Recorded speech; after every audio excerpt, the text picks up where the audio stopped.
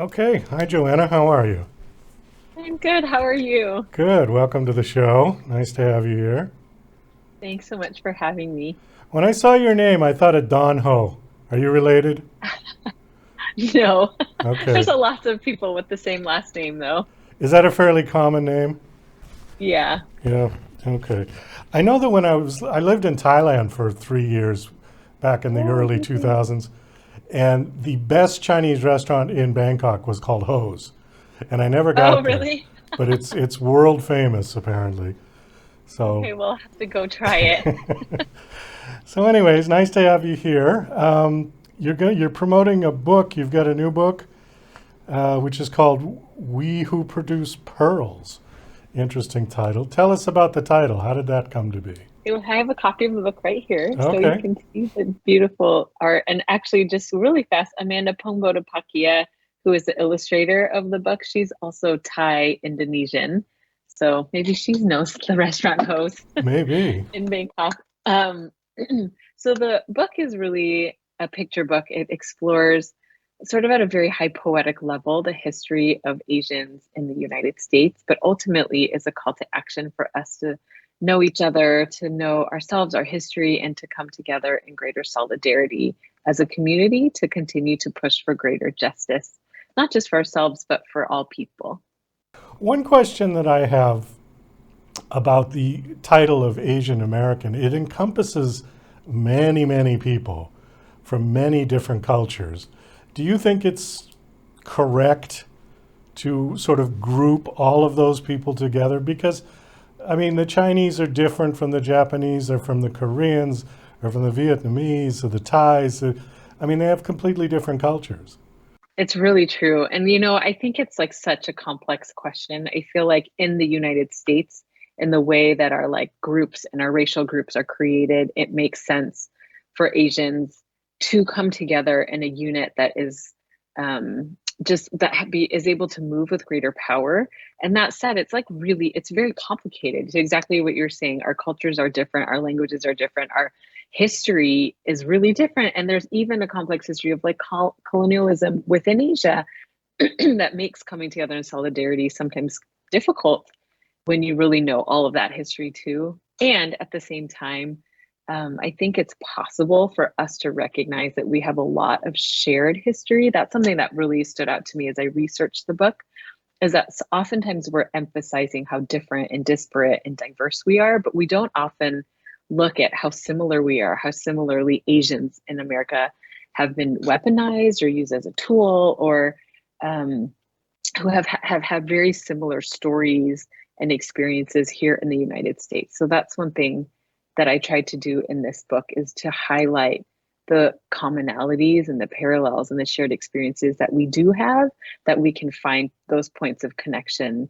and solidarity within our group so that we can move with greater unity because of the diversity and because of the commonalities that we share. Well, I think that's a great idea. And in fact, I think that not just Asian Americans, but all Americans, Yeah, I think we focus too much in this country on our differences. And it yeah, would be better if we just all focused on our similarities as Americans. yeah. Yeah, I think there's like something to recognizing that there's difference and actually celebrating the difference and using the difference as a way to better understand and come together on a foundation of like we're human and there are lots of things that we share. But I think what you're saying is often we highlight the differences as points of separation instead of points of celebration and togetherness. Yes, yes, I agree. Because the minute you start segregating people, Yeah, it separates people. yeah, Even if I think that that's wasn't the intention, that's the right. inevitable result, is what happens. So, yeah. Okay. That's for sure. So, give us a little synopsis of this book. First of all, before you do that, I see a lot of other books on here. Say My Name, The Silence That Binds Us, On the Tip of a Wave, a bunch of other ones. Yeah. All of these are children's books? Yeah, so I had this is We Who Produce Pearls is my ninth book. So eight of the books are picture books, and then one of the books so far that I published is a young adult novel. So technically, it still is for young readers, but it's on the older side of that spectrum. Oh, I see. So you've got books that are for really for little kids as well Yeah, as for young adults, teenagers. teenagers. Okay. All right. Tell us a little bit about the new one. Yeah, so We Who Push just is kind of is exactly what we said. It's really like a poem.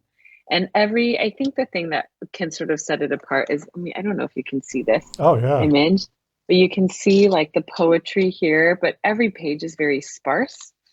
And Amanda's illustrations are They're just beautiful. stunning. Yeah. But if you look at the back matter, which is where I think so much of the research that I did is really captured, you can see that every page there is like a set of guiding questions and then a set of bullet points that really are just like invitations for further learning. So even though, for example, the first page opens up and it says, "We who dream mark time by the moon, a heavenly body containing multitudes, whose many faces mirror our own and shine light on our seasons of harvest, celebration, renewal."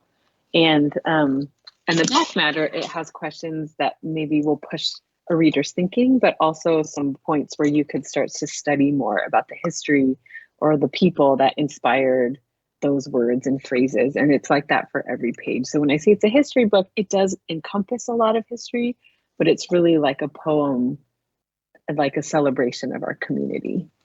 So when you say history, are you specifically referring to the history of Asians in America? Oh, it's kind of both. As I research, I realize it's it's impossible to untangle the history of Asians in America from the history of colonialism and imperialism of the West in Asia, because that is such a huge reason so many of us were either forced, in chains to come over or forced by circumstance to look for a better life. And so there is some mention of some of that history as well, because it really is all connected. But the bulk of it really focuses on the history of Asians here in the country.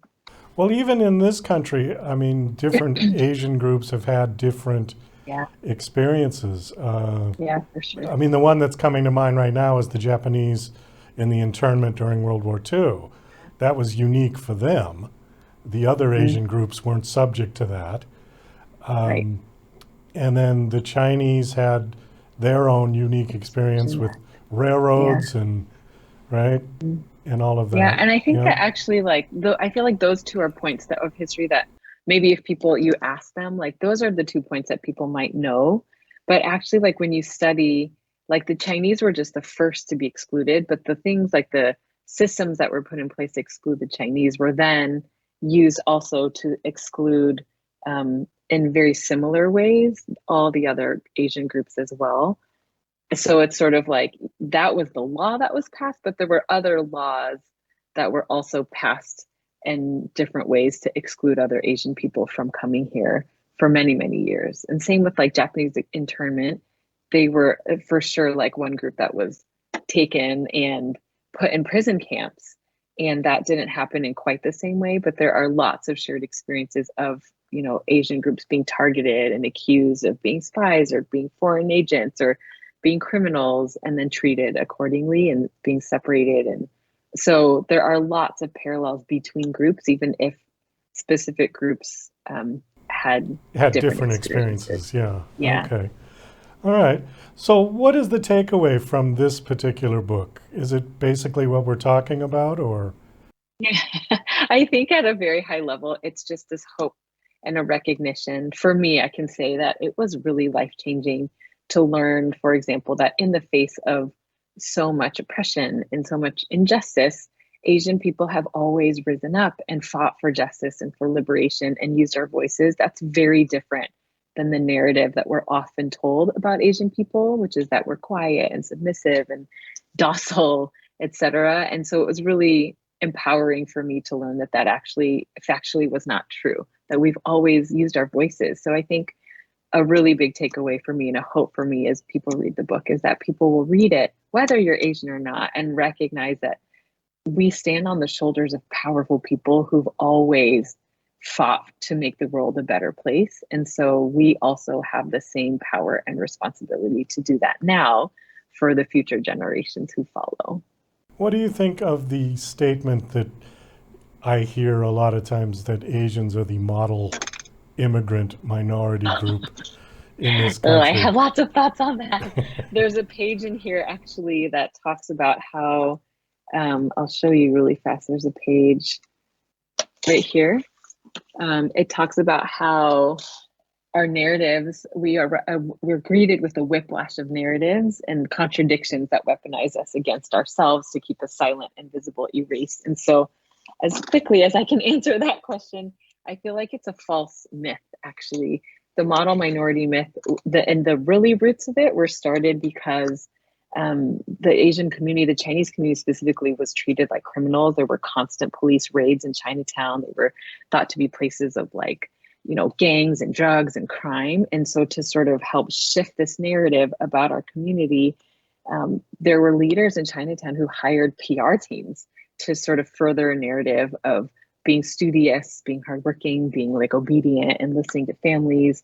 And that is sort of the root of this like model minority, which was then like used even more during the civil rights movement to sort of subvert the gains that were being made there, to say, hey, look, Asians have been successful despite discrimination. So like Black people, what's wrong with you? Instead of really examining the systems, it was sort of used as a way to block progress during civil rights. And so I don't like, if you really understand the history, you can see that that's just one narrative that's sort of used as a tool to support existing systems of power, but it's not actually true. It really divides the lived experiences of so many people and communities within Asian America who are not, fitting. They don't fit They don't that. fit It's the really model minority. sort of like a Yeah. false story. Okay.